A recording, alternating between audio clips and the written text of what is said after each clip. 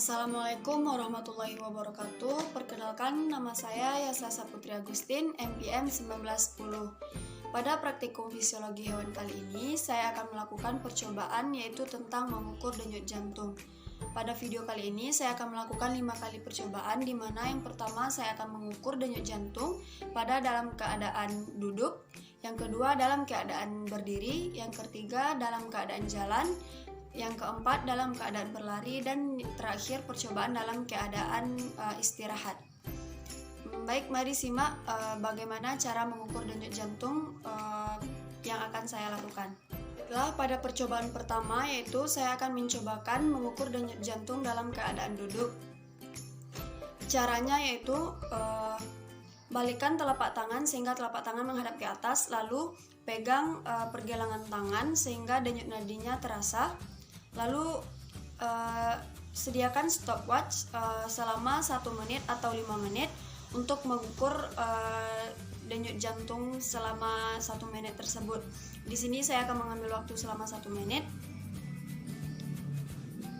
Baik, mari kita mulai.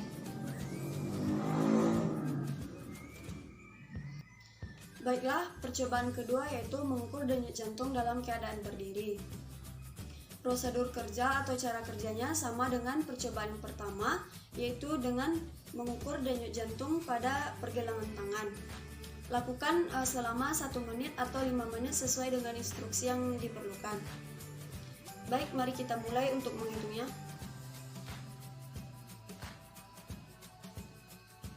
Baiklah, percobaan selanjutnya yaitu mengukur denyut jantung dalam keadaan jalan. Jadi kita lakukan jalan kecil atau jalan di tempat selama waktu yang dibutuhkan, misalnya 1 menit atau 5 menit. Lalu setelah itu baru kita ukur denyut jantung kita melalui pergelangan tangan kita. Baik, mari kita lakukan selama 1 menit atau 5 menit.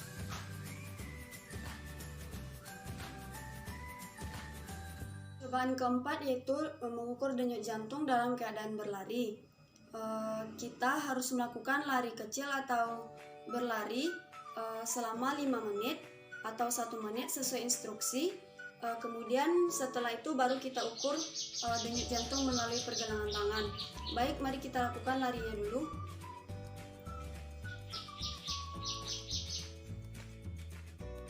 Percobaan yang terakhir yaitu setelah kita melakukan lari, jadi kita harus istirahat selama 5 menit, lalu baru kemudian kita ukur denyut jantung kita dalam keadaan istirahat tersebut.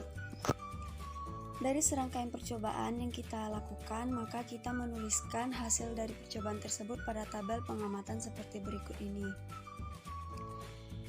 Setelah kita menuliskannya pada tabel pengamatan, maka kita akan dapat mendapatkan rata-rata denyut jantung seperti yang rumus tertera pada gambar berikut. Itulah percobaan saya pada praktikum kali ini. Apabila ada salah, saya mohon maaf. Wassalamualaikum warahmatullahi wabarakatuh.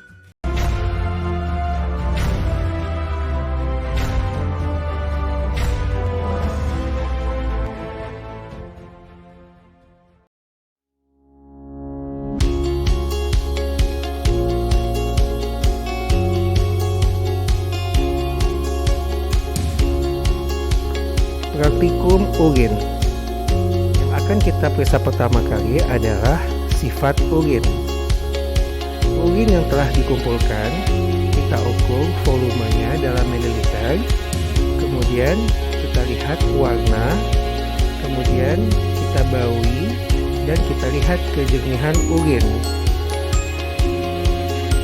Uji selanjutnya adalah kita lakukan pengukuran pH urin dengan menggunakan indikator universal.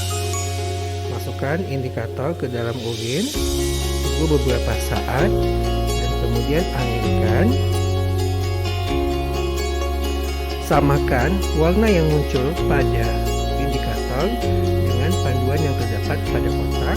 Di sini terlihat warna menyerupai pada warna 6, sehingga pH urin tersebut diperkirakan adalah 6. Penentuan berat jenis urin. Isi gelas ukur dengan urin dan letakkan urinometer di dalamnya. urinometer tidak boleh menyentuh tabung. Catat suhu urin tersebut. Tiap urinometer sudah ditera pada suhu tertentu. Bila suhu urin tidak sama dengan suhu tera, lakukan koreksi sebagai berikut.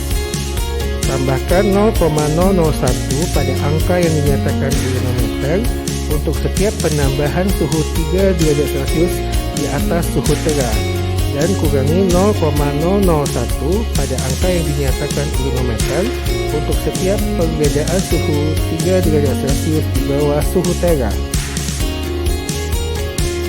Uji selanjutnya adalah uji Benedict pada urin. Dengan uji ini, kita dapat memperkirakan secara kasar kadar glukosa di dalam urin.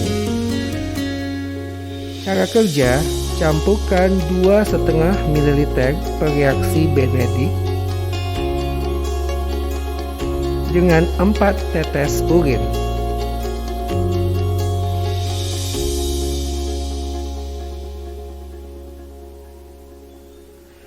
Panaskan selama beberapa menit.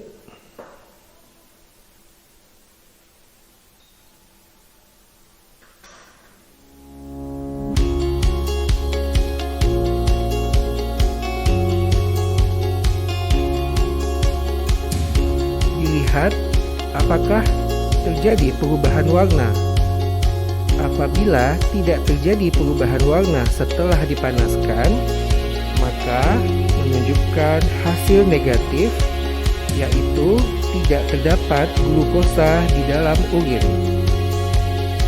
Sesuai dengan tujuannya, uji Benedict pada urin digunakan untuk memperkirakan secara kasar kadar glukosa di dalam urin.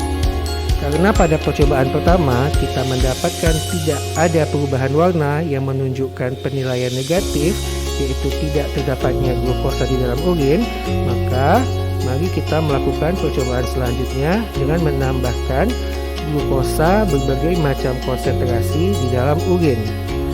Yang pertama, masukkan reaksi Benedict ke dalam tabung sebanyak 2,5 ml. Kemudian masukkan urin sebanyak 4 tetes ke dalam setiap tabung. Masukkan hal yang sama pada tabung 2, tabung 3, dan tabung 4. Pada tabung pertama, kita tambahkan glukosa 0,3% sebanyak 1 ml.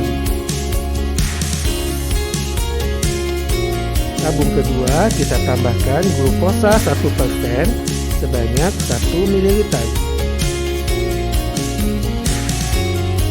Tabung ketiga, kita tambahkan glukosa 5% sebanyak 1 ml. Dan tabung keempat, kita tambahkan galaktosa 1% sebanyak 1 ml. Lakukan pemanasan pada setiap tabung dan lihat perubahan warna yang terjadi di setiap tabung. Di sini dapat kita lihat terjadinya perbedaan warna dari tabung yang diisi dengan glukosa berbagai macam konsentrasi. Pada tabung pertama yang kita tambahkan glukosa 0,3%, terjadi perubahan di mana larutan berubah warna menjadi hijau. Larutan kedua atau tabung kedua terjadi perubahan warna menjadi warna kuning. Sedangkan tabung ketiga menjadi warna jingga. Hal ini dikarenakan apabila dia berubah menjadi hijau menunjukkan positif 1, yang menunjukkan kadar glukosa kurang dari 0,5%. Sedangkan apabila dia berubah menjadi kuning menunjukkan penilaian positif 2, yang menunjukkan kadar glukosa berada antara 0,5 sampai 1%. Dan apabila dia berubah menjadi jingga, maka dia akan menunjukkan penilaian positif 3 yang menunjukkan kadar glukosa sebesar 1 sampai 2% di dalam urin.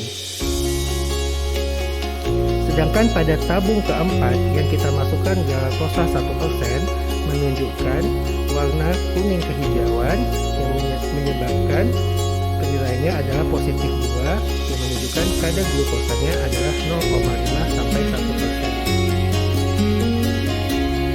Apabila larutan glukosa kita tingkatkan terus-menerus konsentrasinya hingga lebih dari 2%, maka akan menunjukkan perubahan warna menjadi merah dengan penilaian positif 4, sehingga hal itu menunjukkan di dalam urin terdapat glukosa dengan kadar lebih dari 2%. Uji selanjutnya adalah uji koagulasi pada urin.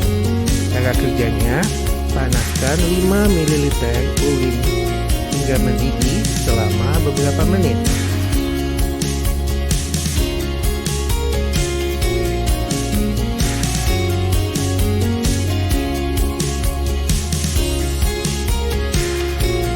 Selama proses pemanasan, kita bisa melihat apakah proses pemanasan menyebabkan pada urin terbentuknya endapan.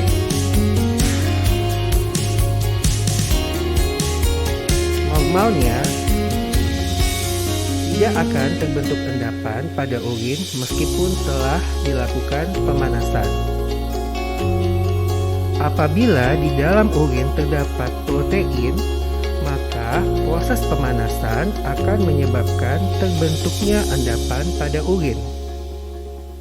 Apabila telah terbentuk endapan pada urin, tambahkan 3-5 tetes asam asetat 2%.